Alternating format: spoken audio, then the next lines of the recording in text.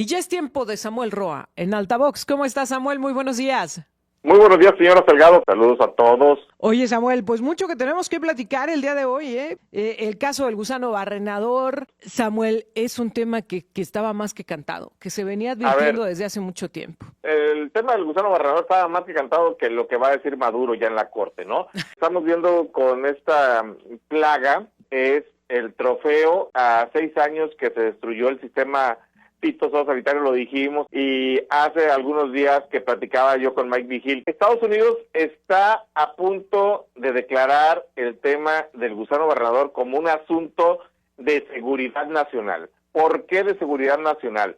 Porque hay líneas de investigación del Departamento de Justicia de los Estados Unidos, del Departamento del Tesoro, que esta crisis del gusano barrenador es la punta del iceberg de un gran esquema de lavado de dinero. Es decir, los cárteles de la droga introdujeron a México ganado de Centroamérica a través de un esquema de lavado de dinero. Muchos de los engordadores, de los principales 6 engordadores que hay en el país, recurren a las fronteras de Chiapas y Guatemala, ahí en las márgenes del río Suchiate, para adquirir becerros a muy bajo costo que vienen de Honduras, El Salvador, Guatemala, es decir, es ganado que durante muchos años no cumplía con no se cuestionaba mucho sus esquemas fitosanitarios. Sí.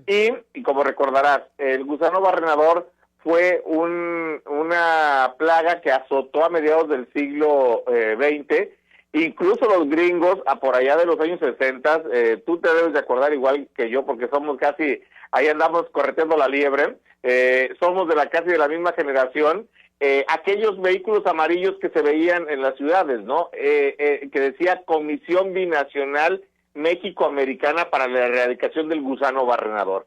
Hoy este problema está de regreso.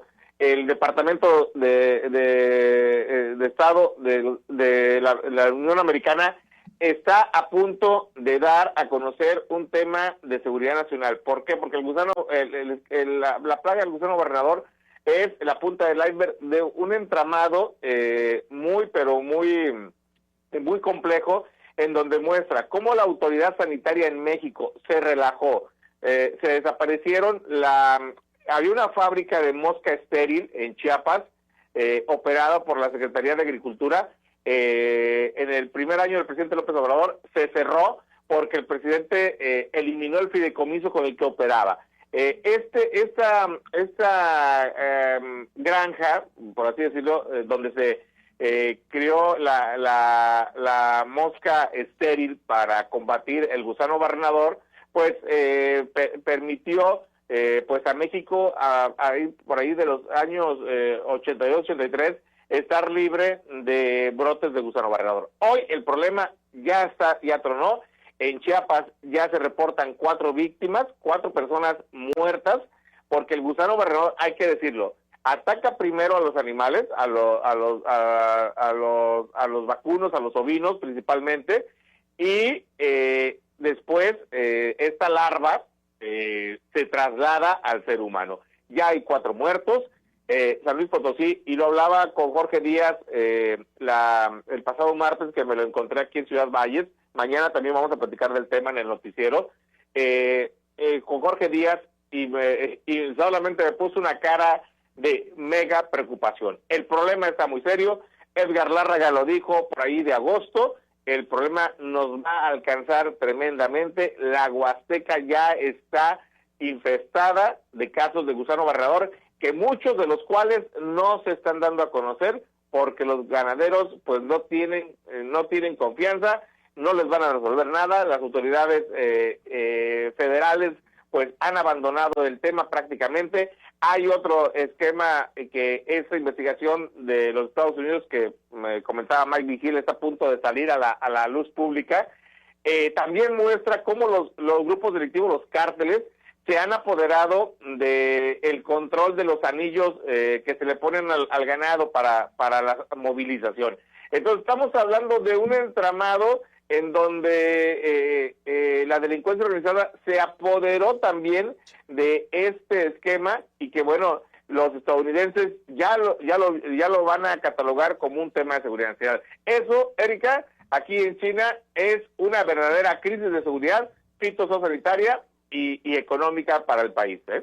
Ahora, justamente eso, a ver, Samuel, ¿cuáles van a ser las consecuencias, pero también cuáles han sido, pues, todas estas omisiones que tú ya nos referías, algunas que han permitido que llegáramos a estos niveles? Porque tú hablabas de cómo se destrozó el sistema fitosanitario, de la corrupción que ha existido y que ha permitido el ingreso del ganado sin verificar. Sin embargo, yo te preguntaría, a ver, en la reacción, ¿qué tanta capacidad hay de las instancias necesarias? Porque ayer decía el gobernador, no se preocupen, ya está la secretaria trabajando en el tema. Sí, pero ¿qué tanta capacidad hay dentro de los organismos que tendrían que estar reaccionando al respecto? ¿Qué acciones se han emprendido ya? Porque yo pensaría, si ya se comprueba un caso para el caso de San Luis Potosí, pues tendríamos que estar ya desplegando las medidas necesarias para que de pronto no estemos hablando de más, para que se pueda contener esta situación. Tengo que hacer una pausa, pero regreso y sigo platicando contigo, Samuel Roa. Claro, Erika. Estamos con Samuel Roa en Altavox. Estamos de regreso con Samuel Roa en Altavox. A ver, Samuel, ya platicábamos antes de la pausa este caso de gusano barrenador detectado, confirmado en el caso de San Luis Potosí. Y bueno, pues lo que decía la autoridad estatal, que decía ya lo estamos atendiendo, ya se está revisando. Sin embargo, tú hablabas de la serie de omisiones que permitió que en nuestro país se generara esta problemática. A ver, ya que estamos con el agua al cuello, ya que se está dando como una realidad, ¿qué se tiene que hacer? ¿Cómo tenemos que reaccionar, sobre todo en el estado de San Luis Potosí? ¿Qué medidas se tendrían que estar llevando a cabo? ¿Qué controles para garantizar que esto no se nos salga precisamente de las manos? Mira, no soy experto en ganadería porque acá había un dicho de don Gonzalo Santos, ¿no? Que con agua, pasto y dinero, cualquier tarugo es ganadero, ¿no? Por decir otra palabra, ¿no? Creo es importante, a ver, esto no es un problema que le corresponda, que las voces que vayan a salir van a decir, es un problema de Ricardo Gallardo. No, a ver, esto es un problema de un sexenio que se relajó la disciplina sanitaria. El problema, vete a Chiapas, ahí está, en las márgenes del río Suchiate, el tráfico de ganado de Centroamérica, cómo los cárteles se pelean por ese control y cómo esta situación, ahí los cárteles son los que cobran el impuesto de ingreso, son los que los engordadores van y les pagan la distribución hacia el interior del país. Esto que estamos viendo es una relajación de 6 años del esquema fitosanitario. ¿Qué tiene que hacer el gobierno del estado? Pues el problema ya lo tienen, ¿no? Ya estamos viendo que no hay controles que permitan a la Secretaría de Agricultura y a las autoridades sanitarias pues contenerlo. El tema ya lo tienen los estadounidenses en su frontera y entonces lo están tratando de contener, y pues lo único que nos queda como estado es coadyuvar el esfuerzo federal, porque los ganaderos hoy viven en un clima de incertidumbre. Pero también déjame decirte, ¿por qué se infestó la Huasteca de este producto irregular del ganado centroamericano? Porque también no hubo las condiciones para seguir engordando y cumplir con la demanda que el mercado requería, ¿no? Entonces llegaron 2 engordadoras, Gusi y Praderas Huasteca, y el campo huasteco, de haber sido el principal proveedor de la década de los años 40, 50, 60 de la Ciudad de México, se fue perdiendo gracias a las expropiaciones que hubo en los años 70 con Luis Echeverría y López Portillo, lo que eliminó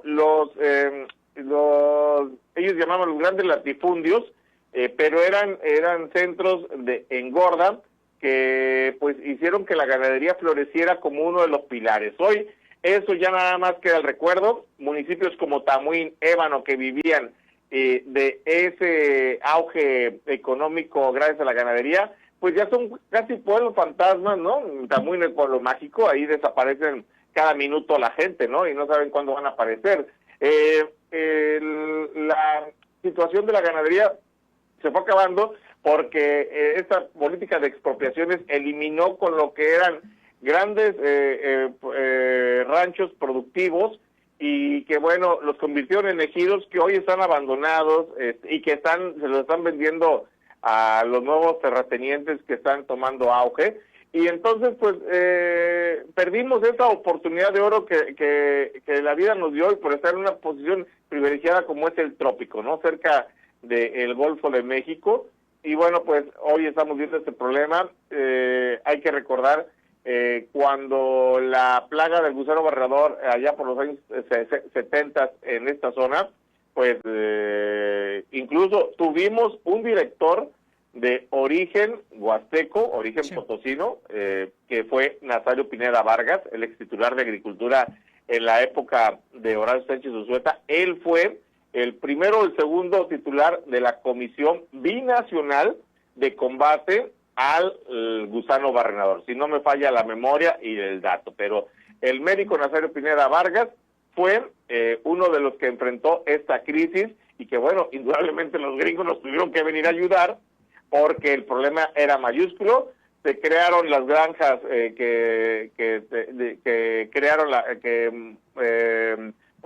permitían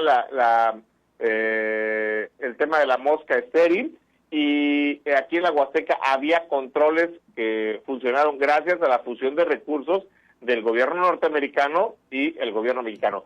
¿Qué tiene que hacer el gobierno potosino? Pues ahora sí que contener en lo más que se pueda.